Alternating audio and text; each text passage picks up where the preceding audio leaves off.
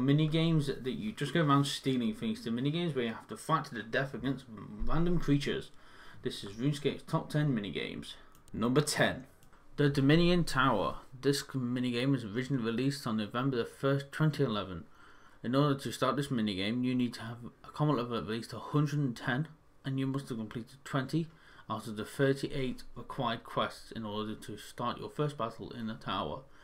The reason you have to have completed these quests is for each quest has a boss, which will allow you to kill that boss again in the tower itself.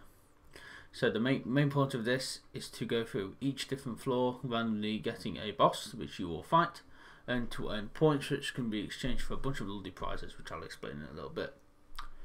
And at the end of, after each wave, you will get a debuff which will reduce something to your character. This could be anything from reduced attack, reduced adrenaline gain, and a load of different rocks and stuff. Okay, so the rewards from this, there are a lot of different rewards. You can get a lot of experience books, you can get Dominion markers, of course dread nips, mines, the Goliath gloves, and the other ones, bombs which can be used outside, Dominion tower swords and crossbow power-ups, and a lot of different stuff which can be used inside the tower and outside the tower. So overall, this is a pretty cool mini game to play, and it can only be played by yourself, so maybe it'd be good for people, some sort of people. So yep, I got one all around.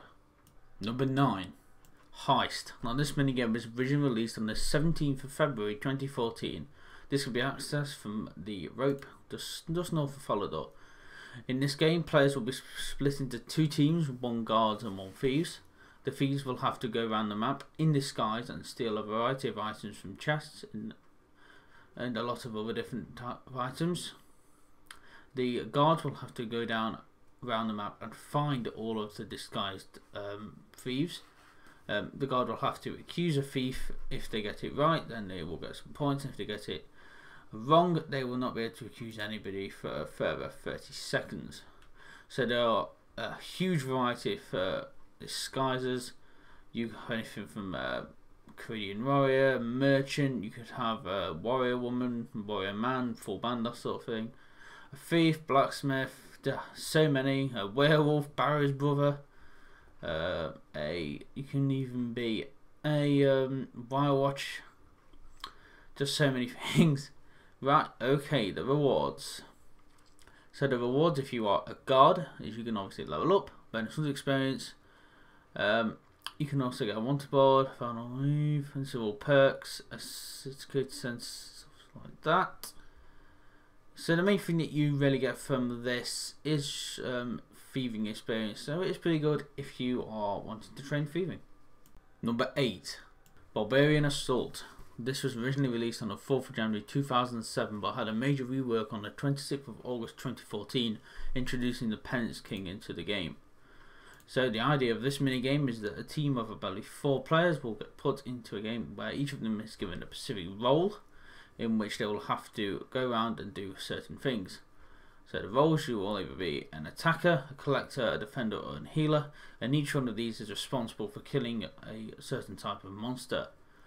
Now to do this, there are a variety of ways. You will have to bait them with different stuff, just attack them and kill them, use cannons and all sorts of different stuff. And if you do it on hard mode, you will be able to fight the Penance King. If you do not do it on normal mode, you will fight the Penance Queen. And the rewards from this, a variety of different rewards. There's like you can gamble, you can buy accessories, just so much stuff. So okay, yeah, that's really it for this one. So let's have a look at the next one. Number 7, Castle Wars. Now this was originally released on the 13th of December 2004. This is the RuneScape equivalent of Capture the Flag. Now basically players are split into 2 teams, either Sourdough or Zamrock, in which they will have to steal the opponent's flag and get it back to their base. I believe it's first to 3 wins. The game can last up to 20 minutes if no one does win the get the max amount of points in the time limit. At the end of each game, you will either get a gold ticket or a silver ticket, depending if you won or not. Okay, so yeah, like I said, they basically capture the flag. And a variety of tools you can do. The rewards, there are a lot of basic rewards. You can get basic decorative armors. You can also get the more expensive ones. You can get capes, just like so you can like show off. In other words, you can get halos, which reduce the drain of prayer, and that's really it from. Oh, you can also get armor and weapons which you can use in the game as well. And that's really it for Castle Wars. Number 6, the Runespan. Now this was originally released on April the 30th, 2012. This is probably one of the most popular ways to train runecrafting in the game, with RuneScape accessible via the Runecrafting Guild. The idea of the Runespan is to just go around all the different areas, depending on which floor you are, you're on the low, medium or high tier, depending on your runecrafting level, in which you can siphon from wells, which will get you the runes related to that well. First you'll have to get essence from essence monsters and essence piles, which you can find all the way around all the floors. The idea of this, just to gather up as many sources as you can on each level, on a level, best level that you can, and then hand them in after you leave, which will get you points, which then can be exchanged for all variety of goodies.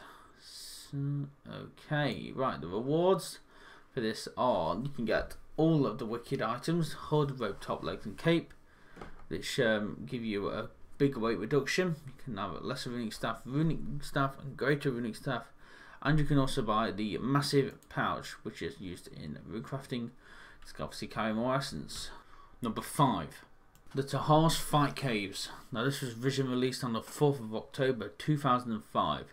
The idea behind this minigame is that a single player will fight through 63 waves of monsters, going up to a level 702. Each wave you will fight either one or two of the current monster, which will get harder and harder as you go along. Now the purpose of this minigame is, after you have defeated all the monsters, you will fight against Testop Jad, which is capable of one hitting you. Once you have defeated him, if you are successful, you will get the Fire Cave, which is a pretty sought after item in RuneScape, and you will also get a bunch of Tokkul, which is a currency of the Tahars Caves. Number 4, Pest Control. Unfortunately, I was unable to find a initial date of release for this. So the idea of this game, first you will have to have a combat level of 35 or over in order to play the basic one. You can have a level 75 or over to play the medium boat, and to use the veteran one, which is the high level one, you need to be level 100 or more. Once you've got the boat, you will take the Pest Control Island, which you will fight against a variety of different monsters to destroy all 4 of the portals before the Void Knight you are protecting gets shanked by them. Yep, so you go onto the island, you destroy the portals, and then when you get back you will get commendations, which can be used for a variety of rewards. These rewards range from charms to create summoning familiars, most importantly Void Knight armor, which gives you certain boosts, experience, all sorts of items, and it's generally just a great minigame in all. Number 3, Barrows. This was originally released on the 9th of May 2005. This is where players will go to fight the Barrows brothers in order to obtain their equipment. The idea behind this game, as I just explained, you will go to the Barrows, you will go to each of the 6 mounds which are around, you will fight each brother individually, and one of the mounds one of the coffins in one of the mounds will go down into a separate dungeon where you will run around until you find the correct door. When you get to the door, you will have to answer a very easy puzzle, which will get you into the treasure room. Once you open the chest, or any time while you're down there, once you go through the door, you will get the final brother to attack you, which you will then defeat, and then open the chest to gain a variety of rewards. These rewards range from coins, runes, key halves, and of course all the different Barrows equipment. You can also get Triskelion keys from this. Also, just for a bit of information, there also was a graphical rework to the Barrows on the 22nd of November 2011. Number 2, Player Owned Port. This was originally released on the 11th of December 2012 and then expanded on the 7th of January 2014. To be able to play this minigame, you need to have a 90 in any of the following skills: fishing, slayer, runecrafting, herbal, prayer, thieving, hunter, cooking or construction. This is in order to attract people to come to your town, which will go on missions for you to obtain loot.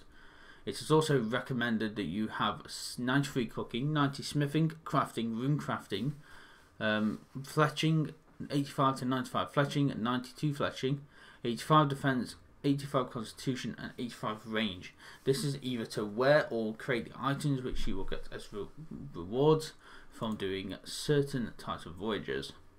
As I've already said, the idea of this is to obtain crew members and special crew members, which you can then send out on voyages to get you materials, which some of them can be used to upgrade your buildings or portal, and others can be used to create armor and amulets, which then can be sold outside or just kept and used as your normal equipment.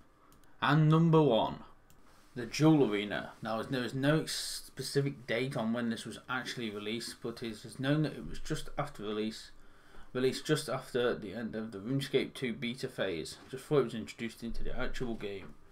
The premise of Jewel Arena is where players can either fight to the death friendly or staked, which they can then bet money and items on who will win. Players will meet up, fight, and players can also stand back and watch other people fight. That's really the premise of Jewel Arena. It's a very simple minigame, but is today probably one of the most loved and played minigames in the whole of RuneScape. So that is it for this countdown. If you enjoyed, don't forget to punch that like button, leave a comment down below, or subscribe. Also, merch from me on my Twitter, which is going to be linked down below. Last thing to say, I've been X.KillerX. Thank you so much for watching, and I will see you in the next countdown.